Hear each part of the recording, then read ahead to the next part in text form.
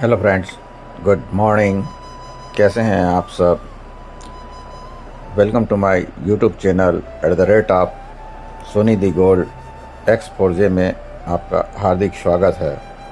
आज मैं आप सबको छठी मैया की पूजा जूट मिल रायगढ़ के घाट पर लेके चलता हूं और वहां पर सूर्यास्त के समय जो छठी मैया की पूजा की जाती है उसके कुछ दृश्य आपको दिखाता हूं और रूबरू कराता हूं। फ्रेंड्स, सनातनी भारतीय संस्कृति में सूर्य को ऊर्जा का अक्षय स्रोत माना गया है। अतः भारत में वैदिक काल से ही सूर्योपासना व्यापक रूप से प्रचलित रही है। बिहार में सूर्योपासना छठ व्रत के रूप में की जाती है, जो बिहार के साथ साथ पूरे भारतवर्ष में प्रचलित हो रखी है। छठ शब्द संस्कृत के षष्ठ शब्द का तद्भव रूप है। व्रत में संकल्प के साथ नियमावली होती है, जिसका पालन करना बहुत ही जरूरी होती है। साधारणतया उपवास में अन्न का त्याग होता है तथा परमात्मा का चिंतन होता है। इस दृष्टि से व्रत एवं उपवास दोनों का समन्वित रूप है यह छठ पर्व सूर्य के सूर्यास्त एवं उदय दोनों को समान रूप से मानते हुए पूजा अर्चना करने के पश्चात छठ पर्व किया जाता है। सूर्य की रश्मियों में 6 अप्रतिम शक्तियां विद्यमान हैं। दहनी, पचनी, धूम्रा, कर्षणी, वर्षणी तथा रसा अर्थात जलने वाली, पाचन क्रिया करने वाली, लोहित करने वाली, आकर्षण करने वाली, वर्षा करने वाली और रस प्रदान करने वाली। भगवान सूर्य की इन 6 शक्तियों ही छठी मैया कहलाती हैं। छठ षष्ठी तिथि को मनाई जाती है। षष्ठी तिथि स्त्रीलिंग है, अतः यह छठी मैया के नाम से प्रसिद्ध है। यह लोक पर्व स्वच्छता को पवित्रता तक ले जाने में सहायक होता है। स्नान से शरीर शुद्धि और ध्यान से अंतःकरण की पवित्रता से व्रत का आरंभ होता है। नहाए खाए यह संदेश देता है कि भोजन से पहले शरीर की शुद्धिकरण बहुत जरूरी है। दूसरे दिन खीर खाकर अपने उपवास को माताएं संबल देती हैं और इसे खरना कहा जाता है। तीसरे दिन षष्ठी तिथि को अस्ताचलगामी सूर्य को अर्घ्य देकर सप्तमी के सूर्योदय की प्रतीक्षा करते हैं। एक तरह से पुनर्जन्म के गुण सिद्धांत को बड़े ही सरल ढंग से इस पर्व में प्रकट करते हैं। विष्णु धर्मोत्तर में कहा गया है, उदिते दैवतम भानो पित्रम चास्त मित्रे रवै, अर्थात देव कार्यों में सूर्योदय की तिथि और पितृ कार्यों में सूर्य के अस्त की तिथि उपयोगी होती है। छठ पर्व एकमात्र ऐसा पर्व है जहां देव कार्य एवं पितृ कार्य दोनों एक साथ श्राद्ध से संपन्न होते हैं। शिव पुराण के अनुसार शिव के तेज से 6 मुख वाले बालक का जन्म हुआ, जिसका पालन पोषण 6 कृतिकाओं तपस्विनी नारियों ने किया था, जिससे यह बालक कार्तिकेय नाम से विख्यात हुआ। ये 6 कृतियां ही षष्ठी माता कहलाती हैं। सूर्यपुत्र कर्ण घंटों तक कमर तक जल में खड़े होकर सूर्य देव को आर्घ्य देता था। आज भी यही पद्धति हम सभी छठी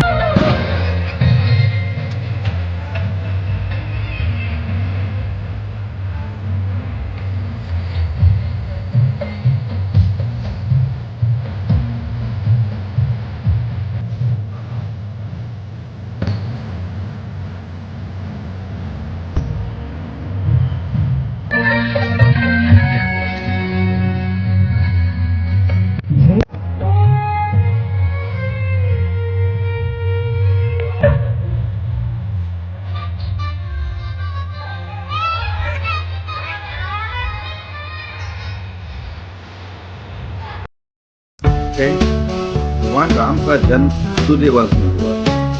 ऋषि अगस्त ने लंकापति रावण को परास्त करने के लिए भगवान राम को आदित्य हृदय स्रोत का पाठ बताया, जो सूर्य उपासना का एक उच्च स्तरीय प्रयोग है। भगवान राम एवं भगवती सीता ने राम राज्य की स्थापना के दिन अर्थात कार्तिक शुक्ल षष्ठी को ही उपासना कर सूर्य देव की आराधना की। भगवान कृष्ण के पुत्र शाम के कुष्ठ रोग का उपचार इसी सूर्य उपासना के द्वारा हुआ। एक उपनिषद में सूर्य के माध्यम से सूर्य प्राप्ति की बात कही गई। माता कुंती से कर्ण का जन्म सूर्य भगवान के मानवीकरण को दर्शाता है। पांडवों ने वनवास के दौरान अन्न की कमी से बचने के लिए सौम्य ऋषि ने युधिष्ठिर को अष्टोत्तर शतनाम सूर्य स्रोत दिया था तथा सूर्य की उपासना करने का परामर्श दिया था। इस उपासना से भगवान भास्कर ने प्रकट होकर एक ताम्रपत्र दिया था और कहा था कि जब तक रानी द्रौपदी इस पात्र में भोजन बनाएगी तब तक इस स्थिति में भोज्य पदार्थ की कमी नहीं होगी। इसके पश्चात द्रौपदी षष्ठी तिथि को उपवास करने लगी। फलस्वरूप पांडवों को उनका खोया हुआ राजपाट भी वापस। वर्षों पूर्व षष्ठी व्रत सिर्फ बिहार की महिलाओं और पुरुषों के द्वारा संपादित किया जाता था। केवल बिहार से आए हुए जो बिहारी गण होते हैं या बिहार में ही इस पर्व की धूमधाम देखने को मिलती थी, किंतु बिहारी गण बिहार वासियों के द्वारा पूरे भारत में पैठ जमा लेने के बाद अपनी उपस्थिति दर्ज कर लेने के बाद ये षष्ठी पर्व पूरे भारत में हर जगह देखने को मिलती है। ये पर्व अब भारत ही नहीं विदेशों में भी बहुत ज़्यादा प्रचलित है और विदेशों में भी जो भारतीय प्रांत के लोग होते हैं वो षष्ठी पर्व का अपने हिसाब से वहाँ पर जो उनको पूजा पाठ के लिए जो सामान उपलब्ध हो पाता है उससे वो षष्ठी पूजा निश्चित रूप से करते हैं और षष्ठी मैया को प्रसन्न करने का प्रयास करते हैं। षष्ठी मैया इन उपवासों के जरिए निश्चित रूप से अपनी दया दृष्टि सभी लोगों पर बनाए रखती है।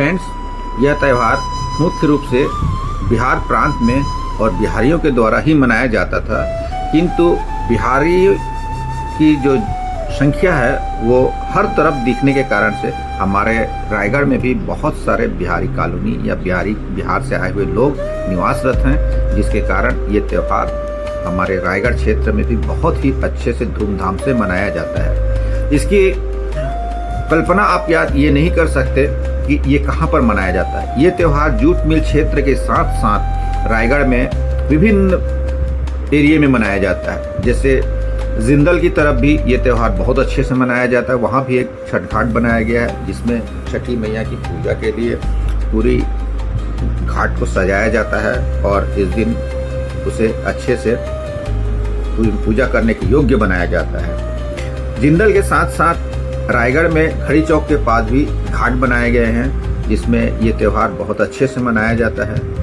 और इसके साथ ही जूट मिल का एरिया जो नदी के किनारे पर पड़ता है, दोनों तरफ छठ घाट बनाए गए हैं और दोनों तरफ छठी की पूजा के लिए महिलाएं और पुरुष बहुत ज़्यादा संख्या में उपस्थित रहते हैं और पूजा पाठ को करते हैं। इसके साथ साथ इस वर्ष नया रूप से ये त्यौहार खर्रा घाट की ओर सेंट्रल स्कूल के आगे कोई घाट में इसकी तैयारी करके वहाँ भी बड़े जोर तोड़ से बहुत अच्छे तरीके से वहाँ भी ये पूजा के लिए घाट बनाए गए थे और वहाँ ये पूजा पाठ बहुत अच्छे से किया गया।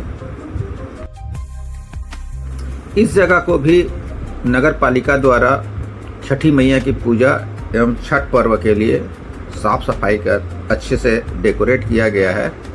स्थानीय स्तर पर इस घाट पर भी छठी मैया की बहुत अच्छे से पूजा की जा रही है।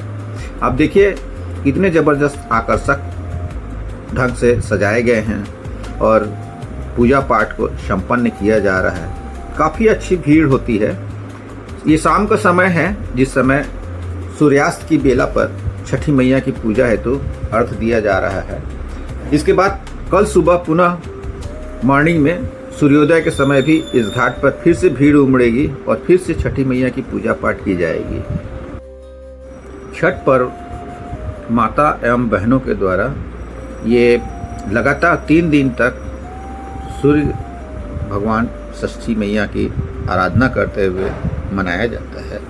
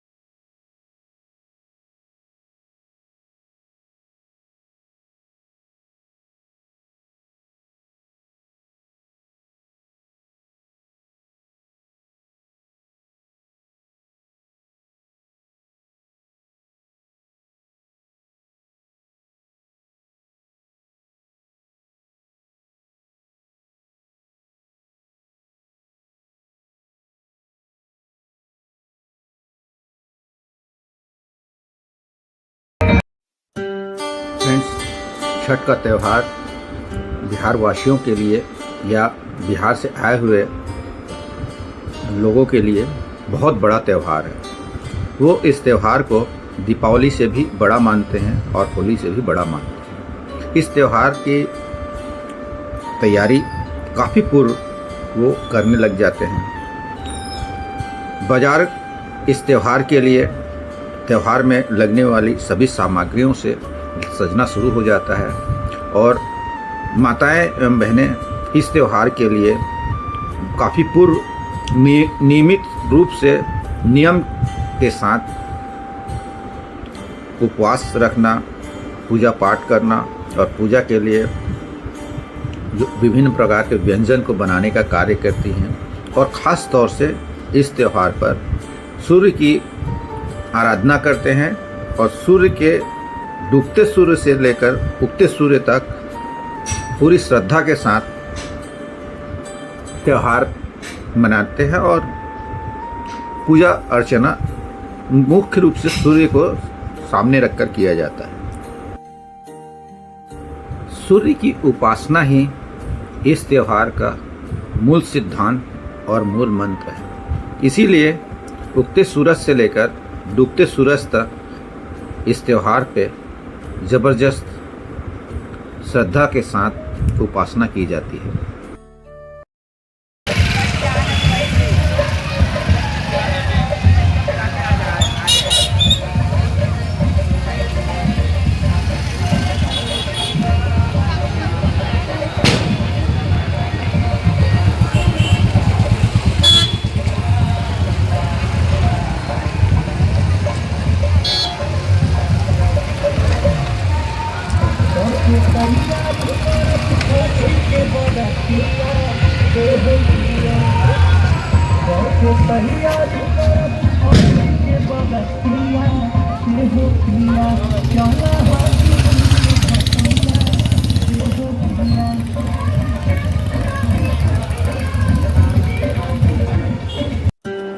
मित्रों, मेरा यह वीडियो कैसा लगा कृपया मुझे कमेंट्स करके बताइए और यदि आपको मेरा वीडियो पसंद आया हो तो कृपया मेरे चैनल को सब्सक्राइब करें, मेरे इस वीडियो को लाइक करें और शेयर करें। आपके एक लाइक, एक शेयर और एक सब्सक्रिप्शन से मेरा बहुत ज़्यादा हौसला अफजाई होता है। आपके कमेंट से मुझे और भी ज़्यादा वीडियो बनाने हेतु प्रेरणा प्राप्त होता है। आपके द्वारा भेजे गए लाइक कमेंट से मुझे अलग ही ऊर्जा की प्राप्ति होती है। सो प्लीज़ मेरे चैनल को सब्सक्राइब करें। आपको ये वीडियो देखने के लिए बहुत बहुत धन्यवाद। आप इसी तरह मेरे वीडियो के माध्यम से मेरे चैनल से जुड़े रहें। मैं अपने साथ ऑल इंडिया टूर पे 28 राज्य और 6 इंडियन टेरिटरीज के बहुत सारे ऐसे स्थान, जगह जिससे आप रूबरू नहीं हुए हैं, वीडियो के माध्यम से आपको रूबरू कराऊंगा और आपको वीडियो दिखाऊंगा। तो मेरे वीडियो को देखने के लिए आपको बहुत बहुत बहुत धन्यवाद। आप इसी तरह मेरे साथ जुड़े रहें और मेरे साथ चलिए ऑल इंडिया टूर।